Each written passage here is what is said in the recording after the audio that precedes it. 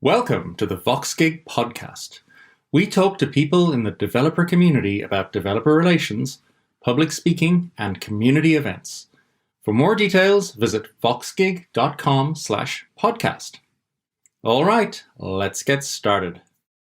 In this episode, I speak to Andrew Grill. Andrew is a professional keynote speaker. That means he's good enough to get paid to speak. And there's a thing or two about how to get there. Andrew is a practical futurist. You'll find out what that means in a minute. And has launched and led multiple companies in Australia and Europe. He's spoken at several TEDx events and is also a writer and blogger. You will not regret reading his thoughts on his site, which is the very cool and easy to remember address, andrew.lug. I'm delighted now to sit down with Andrew for a fireside chat about not just public speaking, but a host of topics from diversity to our shared digital future.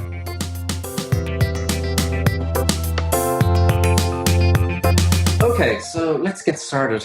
Andrew, can you remember your very first professional speaking engagement? I can. It was about 19 years ago. It was at the online field show in Ballarat, Australia. The way it transpired was my boss, a lady called Libby Christie, who was a senior executive in Telstra at the time, said, Andrew, I'm busy for this event. I want you to do it. And so pangs of panic came over me. Oh, my goodness, I've now got to replace my boss and be intelligible and logical at a big event where lots of people are going to be watching me speak. So I suppose I better go ahead and do this. And that was 19 years ago. And as they say, the rest is history. So you were literally just dumped into it. Did you have any previous experience speaking in public? Did you do musicals in school, anything like that? Luckily, I did. I was a debater at school, and I famously remember when I was in grade 5 in Adelaide, Australia, debating the grade 7s, and we won. Excellent. And so I'd always had the gift of the gab. And I'm often asked how I overcame my fear of public speaking, and it's a really interesting story. Probably 26 years ago in Adelaide, Australia again, I was involved in a young youth organisation, and they every year had a public speaking competition. I thought, well, one day I might need to have this skill, so I'll enter the competition, which I duly did. I turned up on the night. Actually, on the night, I said to the organiser, I'm not ready. I haven't got my cards. And he all but waved his finger at me. He said, Grill, you're going to do this. And the way it worked was there was a 6-minute prepared talk, and to this day I have no idea what I spoke about. But on the night, the way they ran it, they would give you an envelope, and in that envelope was a topic, and you had to rip open the envelope and there and then craft a talk for 4 minutes. Oh, wow. And so I nervously ripped the envelope open, and the piece of paper said that your heroes have let you down. And I often ask people, guess what I spoke about for the next 4 minutes? And Richard, maybe you can have a guess. What would I have possibly covered over 4 minutes with that topic? That your hero, the teachers that let you down. No, it was much simpler than that. I said that the Muppets had let me down, that Miss Piggy and Kermit weren't real, and they'd let me down. Now, I knew in the first 30 seconds, in fact, I'm getting goosebumps now remembering, the first 30 seconds, I realised I can do this. I'm really enjoying it. And so I had to force myself to do that, go through the 4 minutes. At the end of it, I realised that it wasn't as hard as I'd expected. And I got a natural high. I really enjoyed doing it. So fast forward probably 5-6 years later when I was thrust upon that speaking engagement by my boss, it wasn't as daunting as it might have been. But I tell all speakers that are starting out, you have to overcome that fear, and the next 19 years is easy. Presumably you didn't get to speak about the Muppets again at that professional talk. No, but if I use that story as a filler. So let's say there's a technical problem. I have 2 stories to cover that. The first story is when I did have a technical mishap, and I was left on stage with a computer that had frozen. So I got the sound people to put some music on, and they got the audience to stretch. If I've already told that story, the second filler story I use is how I overcame my fear. Now, what it does is it's a beautiful deflection, because the audience then forget there's a technical mishap. They hear an interesting personal story, and then it gives me about 4 minutes to get things going again. So that's another tip. Always have an anecdote up your sleeve that maybe even talk about what's happening. You know, we've had a technical snafu, reminds me of the time in 2004 I was on stage, and it just disarms people and they forget there was ever a technical snafu. And it also allows you to remain composed and not get flustered by the problem at hand. And this is an important one to remember. I think a lot of people are afraid have a fear of public speaking because they haven't developed a skill set around it. And having things in your back pocket like this, things that you can bring out when the AV fails, this is kind of how you do it. This is how you overcome the fear. I've been in similar situations. I haven't been quite as well prepared, but I'll certainly take that one away from mine. Well, I'll give you one more tip. What I also do, again, I generally present from PowerPoint, and if anyone see me present, I generally don't have lots of words. They're beautiful pictures and phrases. And so I actually, with the version that's going to be prepared and shown, I convert it to a PDF file and I email it to myself, and I have it on my iPhone in my pocket. So let's assume all the tech completely destroyed itself. It didn't work anymore. I could at least look at my iPhone and look at what the slides would have said, and I can describe them because they're very devoid of language. They're more visual. And that, again, gives you a backup that maybe they'll get the system working again. But literally in my back pocket is a backup of the slides that I could look at and read them and still carry on. And yet another thing that is really, really useful to do, you can install PowerPoints or Keynote or whatever on your phone, copy the stuff over. I would do that as well. And it's interesting. It's like a talisman or something, a physical thing, maybe in your back pocket that you know is there. Yeah. Yeah. One thing that a lot of people ask me about is, how do I get started? And I don't mean how do I get started public speaking. I literally mean when I walk on stage and I freeze, how do I get over that? How do I actually start speaking on stage? Well, I always say the first 90 seconds is so important. And I've been doing this for a while, but I even have to know that first 90 seconds I have to nail. And often if I play a video fairly early on and I'm sitting back and watching the audience watch the video, I mentally say to myself, yep, we're away. We're underway. I've got through the first 90 seconds. I've given that impactful quote. And I was the sort of speaker that used to say, it's great to be here. Thanks for having me. Good afternoon. I'm the thing between you and drinks, which are all the cliches. Yeah. And a good friend of mine, Martin Brooks, who is called the impactologist, he's a great friend, one, because he's a great human being, but secondly, he does this for a living. He watches speakers and he watches my talks, and I then get an audio file for him. I was almost a present overnight. And he says, you should do this, that, and the other. And one thing he taught me was, you need to have real impact from that first 90 seconds. So, for example, one talk, I walked onto stage, I had my own walk-on music, it died down, and I said literally this quote: since 2000, 52% of the Fortune 500 have been destroyed through digital disruption. And I paused. And what grabbed the audience was, this wasn't someone saying, hello, happy, it's nice to be here. It was, here is a quote that you need to listen to. And I could actually hear the whole room completely quiet. And I had them from that first 90 seconds. And I felt the energy that the audience was with me saying, wow, what's he going to say next? And it allowed me as a speaker to get into my rhythm. So I always rehearse the first 90 seconds. It might change on the day. It might be that a speaker before me had said something so amazing that you've got to replay that back. But to your point, always make sure that first 90 seconds is nailed, and the end 90 seconds. What are you going to say? Not, oh, thanks very much, nice to be here. End with something that is substantial and will make them think.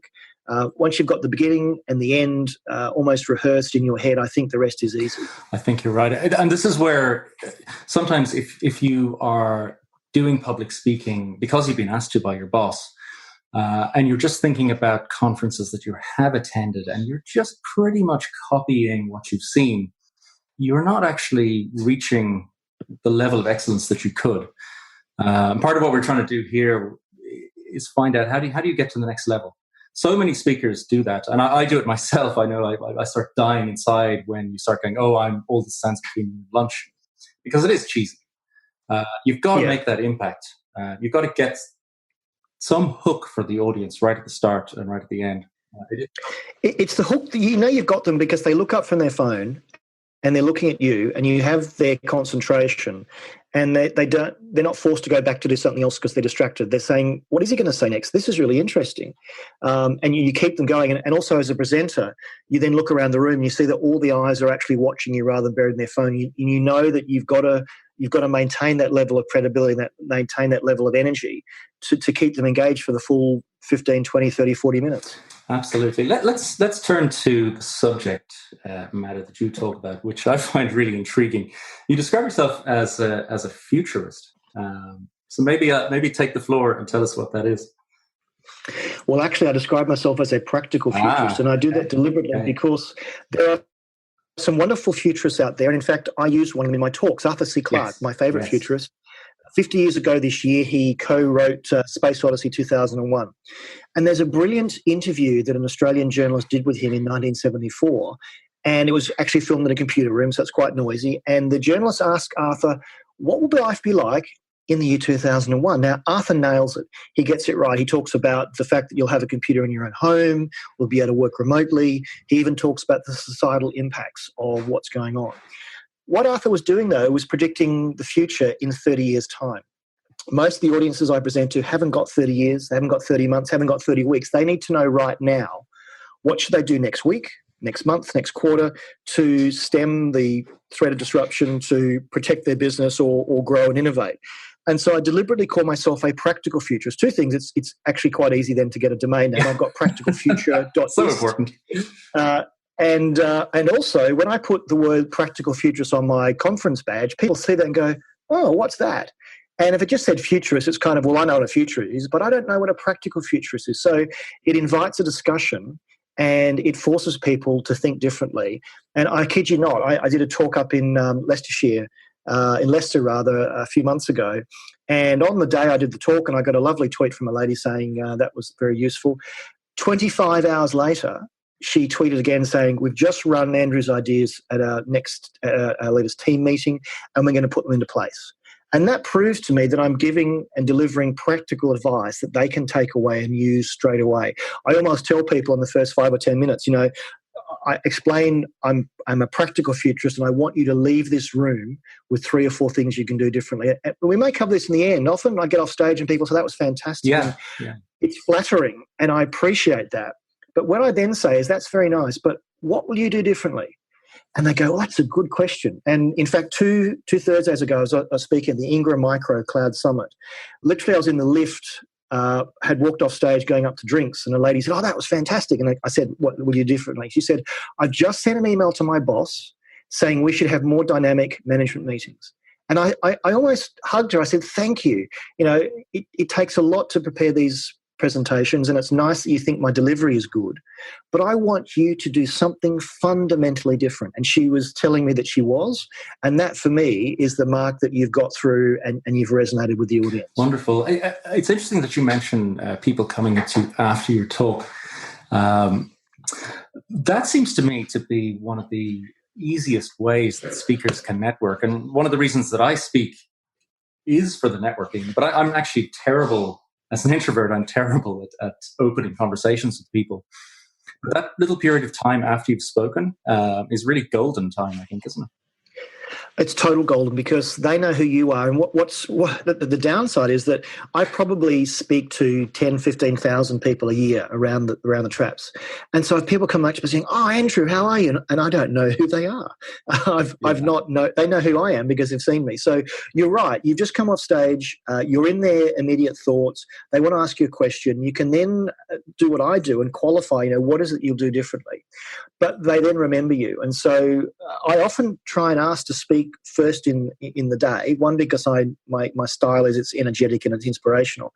But it then means the rest of the day, everyone knows who you are. In fact, I deliberately take my badge or my lanyard off. Not that I'm arrogant, who don't you know who I am, but it's like, oh, you haven't got a badge. Oh, you must be the speaker. Yes. Andrew, let me. And what I've done with many of my talks, I'll stay there the whole day. One, because often the organisers say, oh, can you stay a bit longer? We've had someone drop out. We need someone for the panel and you can help them out. But secondly, in a room of 300 or 400 people, you can't get to all the questions. And often people aren't happy to ask questions with their peers in the room. And if you're standing in the back, minding your own business, I literally will have 15 people come up to me in the space of an hour and ask me a one-on-one question. And they feel like they get more value. And I feel like the organizer then feels they get value as well because I've hung around. I haven't just turned up, given a talk and disappeared. I've provided real value to everyone that's there in their own learning style. I think that's a wonderful thing that speakers can do. If you're looking to get speaking experience, if you have done a talk, always hang around because people always disappear for the panels. It's a great way to get more stage time. Returning to this practical futurist thing, you talk about making organizations digital proof. I'm skeptical. Is that even possible? You've got to start. Yeah. So if I said to you 25 years ago, Richard, you're going to carry around a piece of plastic with you all the time, you would have said, Andrew, you're bonkers. Why would I want to carry this thing around? And I was one of those people. Back in 1994, I bought my first analog mobile phone. It cost me $1,000 and I was a student. And all my friends went, why would you want one of those? They then said they saw that I was getting more work, more consulting gigs, people could contact me, and slowly, everyone now has one. So if you were to say, I'm going to mobile proof you back then or something like that, or you would have said I was a bit crazy. Can you future-proof a business? I think you need to be aware that you're being disrupted. One of the charts I show in my talks is a great chart from Deloitte in Australia where they mapped all the different industries and they called it short fuse, big bang. The fuse is how long do companies have until they're disrupted, and the bang is what's the impact. And the big reveal is that this study was done in 2012, which means every single industry on that map has been disrupted. And the audience then goes, wow, we're already being disrupted, we don't know it. So starting, in fact, another organisation, PwC, did a study that showed that there's more harm by doing nothing than the disruption itself. Some of these industries do have a few more years before they're disrupted. And if people sit around for a year going, oh, I'm not sure what we're going to do, they're wasting valuable time. But what the problem is, the top table has to be digital ready and able to see things through a digital lens. And I think the problem we have on many FTSE 250 boards, many advisory boards, is the board doesn't understand the language of digital. And so they don't know what they don't know. And I think that's even more dangerous. It is. And I don't dispute at all that digital disruption is extremely dangerous. You only have to look at what happened to Blackberry and Nokia to see that. But what could they have done? How could Blackberry have? And I mean, this is really putting you up to it, because I mean, how could they have gone up against Apple? What could Blackberry have done? Well, if you look back, and I was a BlackBerry user for many years and a Nokia user. In fact, my iPhone is only my second iPhone ever. That's how wedded I was to their platforms. BlackBerry was cool. And in fact, I remember back to the times of the London riot some years ago, it was BlackBerry Messenger, BBM, that was fueling some of the messaging secretly between the different groups and gangs. And back then it was hip to have a BlackBerry because it had BBM. Around the same time the iPhone came out, and we all know how that ended. I think BlackBerry, again, at the top table, they didn't see where are the trends, what's shifting. We're very arrogant because we think we've got the most secure messaging platform. That's great, but the look and feel of our phones is old, and so what can we do? And I think had they tapped into the zeitgeist of what was going on, Nokia to the same extent, I think Nokia got so big and so arrogant, they didn't see Apple coming. Now, Apple are now in that place where they can't be complacent.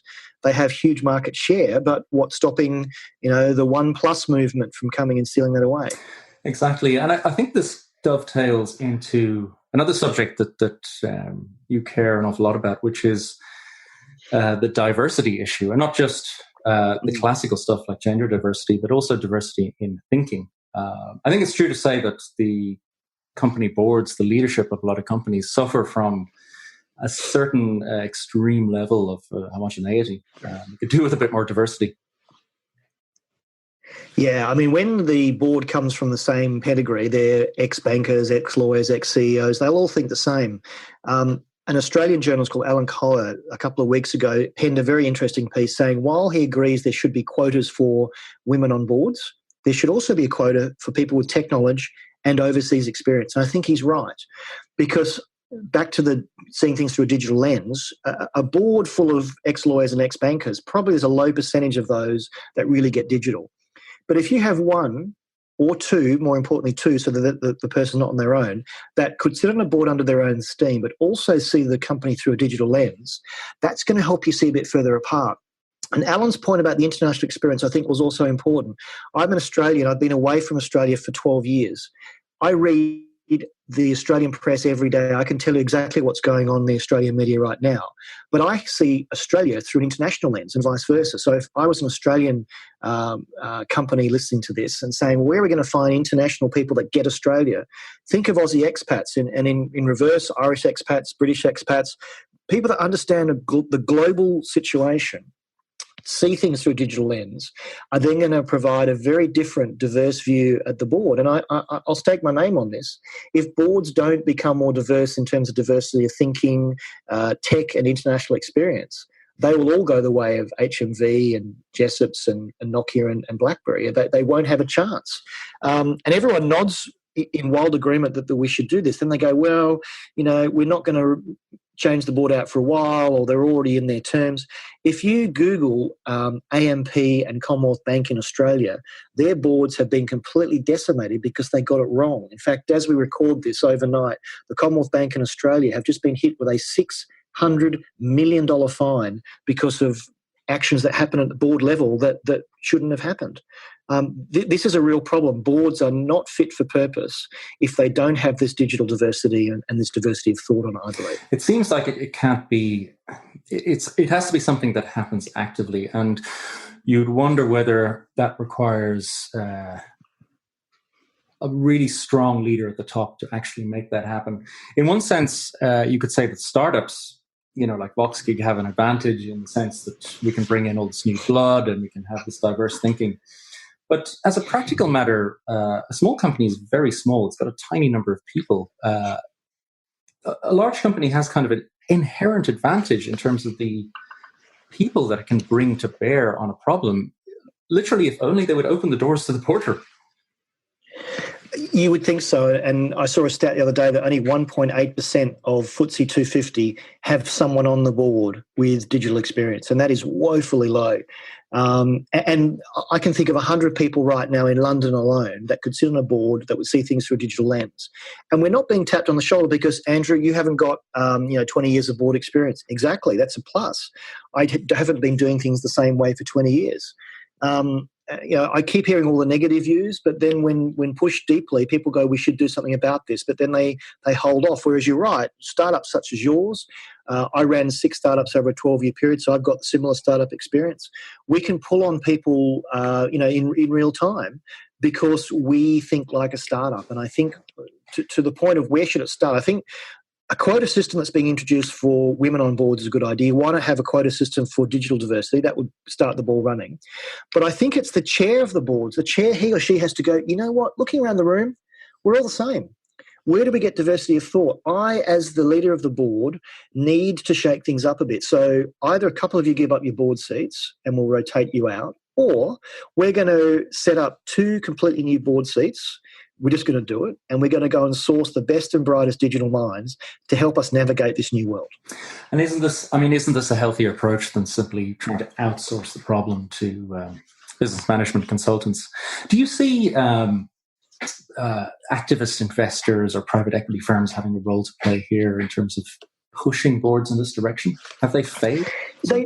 They do, and I've been approached by a number of them to say, we're interested in what you're saying. Whenever I blog about this, it always smokes out the people that are interested in this. But they then go, well, we'll just have you on file, and maybe when we turn the board over or we look at a new investment, maybe then we'll bring you in. And I'm thinking, again, I would almost do this for free. I don't want companies to fail because they are blindsided by digital disruption. So I think it is the role of people who have a portfolio of companies to say, have we got it stacked the right way? Do we need to inject some more thinking?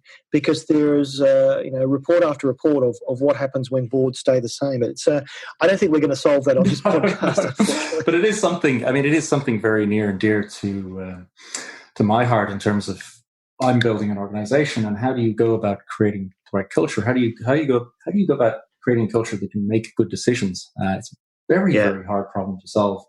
You know what you need? You need a board member who is a fervent public speaker, understands digital, has international experience. I'm not sure where you're going to find one of those. Well, if you know of any, let me know, Andrew. I'll let you know. Yeah. Returning to the speaking question, we found, I've done a number of startups myself, that getting involved in events and getting people out there to speak is great for business. And it's one of those skills, if you are founding a business, that really pays off. Have you found that in your? Oh, absolutely. It's free advertising, and companies are hungry for great public speakers. The balance, though, is you can't pitch from stage. Now, I was 12 years in startups and then 4 years at IBM, and in both situations, I had people say, Andrew, I'd love you to come and speak, but please don't pitch. To which I'd say, I don't know how to pitch from the stage. I will give you thought leadership. I will give you interesting insights. I will entertain and inspire your audience. I'll let them know where I work. That's fair, but I won't overplay that. And I think speakers that turn up with the first 5 slides are all about my company that I want you to know about. It's really boring.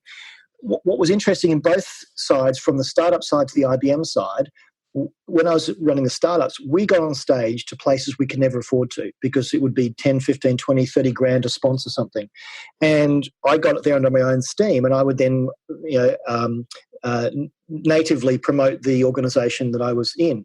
Fast forward to IBM, I got IBM onto stages they would never get onto, even with payment, because there was a competitor there, or they weren't prepared to pay that amount of money to sponsor. So I got on stage. They saw that a very great set of content was produced and presented. Oh, and that person also works at IBM. I wonder who else is there. So big or small company, I think it should be the role of the founder and the senior management team to have that public speaking experience, because you know what? 99% of people that sit in front of me don't want to do that. So be the 1% that do, and have a voice. And if you say something useful, literally I would come off stage, wipe my brow, and there'd be a line of people wanting my business card, even though I hadn't pushed any product on stage. It's free promotion. And if done properly, it can be really interesting as well. Very effective. I mean, this is the number one reason to get up off your arse as a CEO and get out there and speak. Get over your fear, because it helps you sell. I mean, what I see happen with quite a few companies is they push the salespeople out to speak. And of course they do product pitches, because that's their bread and butter. They're used to 10 people in a conference room, and they have a sales deck, and off they go. And it falls flat, or worse than flat. It's a disaster. It makes the company look bad, and people go, why did they put them up? Oh, well, they paid for sponsorship, didn't they? So then it looks like graft, and it's not good. It's not good. Doesn't work. Of course, the hard work is coming up with a little bit of original thought. But then, you did sign up to be CEO, so that's sort of, it's part of your job. Or crowdsource it. Again, diversity of thought. Yes. Go to the team and say, hey, we've got this great opportunity. They've picked me, but we as a company have the opportunity to be on stage. What should I say? And crowdsource it. And then in the talk, you can say, my millennial Betty or my millennial Terry, I was just talking to them in the day, and this is what they suggested. So you can actually loop them in, or bring them up on stage. Get them on stage for a part as well, and involve them to be dynamic. And here's where the practical bit comes in, isn't it? Because in order to make use of the diversity in your company, you have to do things like crowdsource the ideas. That's a fantastic suggestion. Let's return to the skill of public speaking before we wrap up. You talk about always getting filmed, and you talk about always getting feedback. That's pretty rough. I cannot stand the sound of my own voice on a recording. How do you get over that? Well, I'll tell you why you can't stand the sound of your own voice, and I can't either. We hear our voice differently to everyone else in the world. When we talk, we hear through our ears and our ear canal and the open air. So we sound funny when we hear a recording, which is what everyone else hears. When I heard that scientific explanation one day, I thought, oh, okay, that's why I sound funny. Get over myself. What I started doing, very basic with my phone and a tripod, was filming my talks and then watching them back. And I've got to tell you, it took me 2 years to overcome the cringe factor and watch them back before I could be, critical. Once I got over that, and this person said, this is why you hear yourself in a funny way, I then watched the talks and I went, actually, that bit was really good. And I can't remember doing that. It was a spare of the moment thought, and it came across really well. And then I came across people like Martin, who would professionally say, okay, I'm going to watch your whole talk, and I'm going to provide you with 4 or 5 things that you can do differently. And I kid you not, I'm up on stage, Martin's voice in the back of my head saying, don't do slide surprise, don't do this, don't do that. Yeah. And so when I film them, I've got 2 assets. I've got an asset I can watch back and say, that was really good. I then have a high quality footage that I own the rights to for my show reel. And the third thing is I put it up on my site, and I kid you not, I've had people say, I've just been on your site, I've seen this talk from the 15th of February, can we have one like that? And I have not seen any other speaker around the world do this. They often rely on the organisers filming it and giving them the footage, which of course you don't own. So I literally lug my camera and tripod and wireless mic kit around the world, and I've now started live streaming. And people say, well, no one's ever asked this before. And I then, at every talk that I do, when I have permission, obviously, I have high-quality material that I own the rights to that I can use later on. And it's incredibly valuable. And so much so I've even got a section on my website that explains all the kit in detail, but I've yet to meet another speaker on the circuit that has brought their own kit. I must read that. What is your website, just for our listeners? Andrew.London is my speaking website, Andrew.London, and there's no .co.uk. Again, to be different, people then say, oh, I haven't heard of that. Well, it's a bit different. I know how these things work, so I've tried to get an easy-to-remember website. It's my name and where I live. It's really easy. That is fantastic. Well, let's just narrow in on the subject of speakers' rights. I like to talk about them. I mean, I think a lot of the time the speaker is providing a free service because most of the time you don't get paid. And I really think that it's a pretty decent quid pro quo for organizers and events to give us access to our own recordings. And it's so useful for you as a speaker to be able to have a page on your blog or your site or whatever that is literally just a list of the talks that you've gone to. And I have, I've done that in the past, and then you link out to conference websites or whatever, but then they change and you lose the video sort of thing. So, I mean, I think really it would be a nice, very polite convention to develop in this industry for us to at least, as speakers, at least have access to our own material. Well, I negotiate that. That's why I take my camera. Yeah. So I always, and they say, oh, we're filming anyway, to which I go, that's fine, but I tell you what's going to happen. In 3 weeks' time, I'm never going to get the footage. But I also have a section on my website about what to do before the event to be a speaker that people want to have back. The first person I befriend on site is the tech team. I go and introduce myself and say, I'm the keynote speaker. I'm speaking third on the day. My name's Andrew. What's your name? My name's Peter. From that moment, when you have made a personal connection, Peter will do anything within reason that I ask him because I bother to learn his name. I go up and I say, look, I've done your job before as a volunteer. And they go, oh, thank goodness, someone who realizes how hard my job is. And I often ask to have my laptop on stage, which may mean running an extra cable. I kid you not, I've had techs relay the whole system hours before the event because I've asked them nicely. And then a couple of times recently, again, with permission of the organizer, I've gone to the tech guys. And in fact, this happened a few weeks ago at the Intercontinental at the O2. They had a 3-camera setup broadcasting live. I took my own camera and got decent footage. So I befriended, I think it was Chris, who was the AV guy. I said, I'll go and get the cable. He gave me a 135 gigabyte file, 3-camera, professionally switched HD quality vision that I could use. And I just grabbed it onto my laptop and I went, thank you so much. And he's like, oh, we had a chat about the equipment.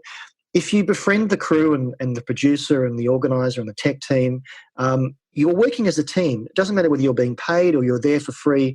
They want you to look great, but they also need respect. So I found that even the photographer, so I go and find the photographer name's Gary or Lisa. Hi, I'm Andrew. I'm the third speaker. I use my hands a lot. They go, oh, great, because they want to take really interesting photos. And guess what? If there are a number of streams running, they hang at my stream because they know they're going to get great visuals. And I then afterwards say, can I please have the photos with permission?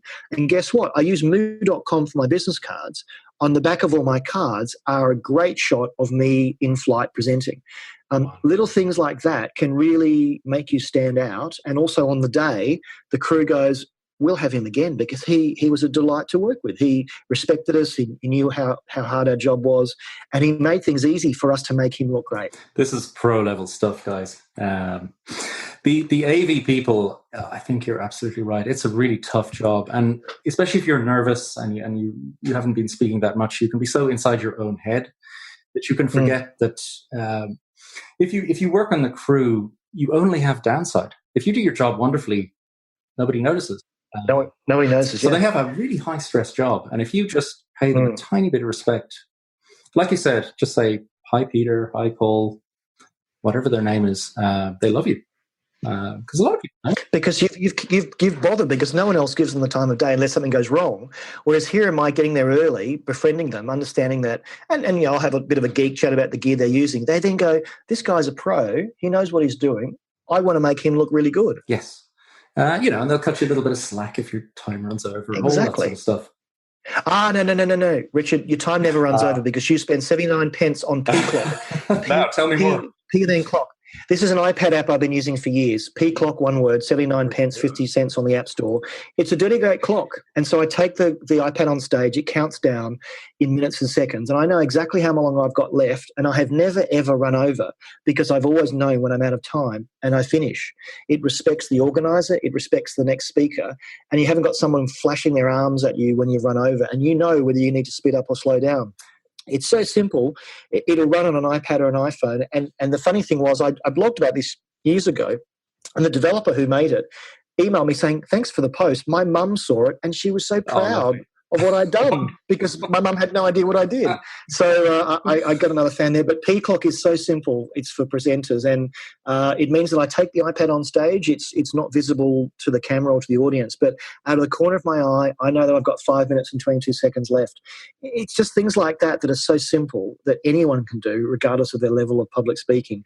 But it shows that if you're just starting out and you're actually timing your own presentation, people will notice. They go, yeah, you're taking this seriously. Yeah, it's all these little details that you pull together. I must admit, I struggle with the timing thing. I either come in way too short or I have to rush the last couple of slides. And it's one of those things that's a challenge. But just little aids like this P-Clock thing. I mean, that's a great idea. It's obvious when you say it. Well, but also I do rehearsal. Every time I speak, I've done a rehearsal either several on the day or several day before. I know exactly whether I'm long or short to cut things out, and I time it using the P-Clock. And I even know that, I've got 3 or 4 slides to go. If I'm at the 3-minute mark, then I'm going to get it in, or I've got to then, do something different.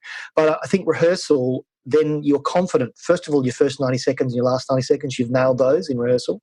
And also, you know exactly whether you'll be on time or not. I think things like that make a difference. And often I've had people come up to me and say, that looks so easy. And I said to them, if only you knew how many rehearsals I'd done.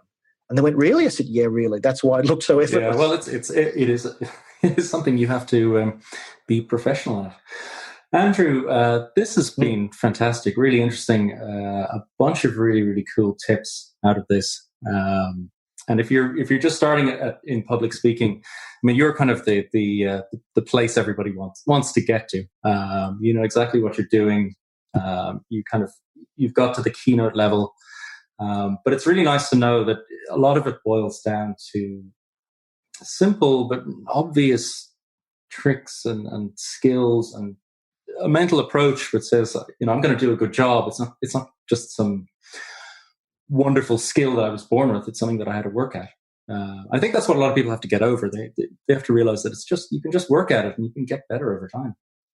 Each time you practice, and that's why I record them. Each time I speak, I get better and better. And I would like to think in the last year alone, I've seen an improvement in what I've done just because I've changed things or slightly modified things. I look at it, if I was an athlete, which I'm clearly not, I would have a coach, and that coach would be saying, we want you to get your personal best faster and faster and faster. I surround myself with coaches. I have an agent. I have Martin and other people that try and make me better and better and better because I do charge for my talks. And so people are investing time and money in seeing me speak. It's up to me to ensure that they get the best of the best. And each time I present, I want to get better and better and better. Yes, and it seems to be working. If you want to see some of the wonderful stuff that Andrew has done, andrew.london is the place to go. Do you want to tell us a little bit more about what you do and what you offer and all that, Andrew, before we sign off? Yeah, so I obviously do the keynotes and I do panels and moderation, those sort of things. I'll pretty much speak at any event that people have me at. But I talk about a number of different topics. And in fact, on the website, I lay them out. The talk I most often asked to present is about digital disruption because everyone understands they're being disrupted and what do they need to do. And so I talk about that across multiple industries. And often I'm learning myself. A few weeks ago, I was in Amsterdam doing a talk to the logistics industry. And then the week before, it was the financial industry. So I have to learn about what's happening in each of these industries. I also talk about this notion of social selling. Actually, when I was at IBM, I sold $100 million worth of consulting time through social selling and those sort of techniques. We were talking about this digital proof business. I talk about that. I also talk about more cultural things like the workplace, the future, rising above the noise, personal brand and digital diversity from both sides. So while I'm a technologist, I don't just talk about technology. Often I'm actually talking about the cultural impacts of technology. And because I'm this practical futurist, I like to leave people with practical ideas. So every talk that I do is that little bit different. It's crafted to the audience that I'm speaking with. I've just done a bunch of podcasts today as well. So I have an opinion and a view, and I have had for a long time, and I'm happy to lend that to various forums. So I'd welcome anyone that would like to read what I write. And again, on that website, andrew.london, you can see examples of me speaking. And maybe, just maybe, they might inspire a brand new speaker to get to that next level. I'd love to hear from people. I love to lend my time to give the tips. The last 19 years have been an overnight success, some would say. So I'm very happy to help young speakers with these tips and get them ready. And I really want to see the next wave of speakers come along. Someone once famously said that when you're up in the elevator, it's your responsibility to send it back down again. And so I want to teach people the skills I've learned. I don't want them to have to wait 19 years to get a keynote. I want them to do it in 2 years. And that is absolutely a great thought to leave with. So Andrew is willing to take your calls if you're trying to learn how to be a public speaker. And just keep an eye out as well for his upcoming gigs. I certainly will be after this. Thank you very much, Andrew. It's been fantastic talking. Richard, thanks, and good luck with your business too. I hope you can help speakers connect and grow. That is the plan. Thank you very much. You can find the transcript of this podcast and any links mentioned on our podcast page at voxgig.com/podcast. Subscribe for weekly editions where we talk to the people who make the developer community work. For even more, read our newsletter. You can subscribe at voxgig.com/newsletter or follow our Twitter @Voxgig. Thanks for listening. Catch you next time.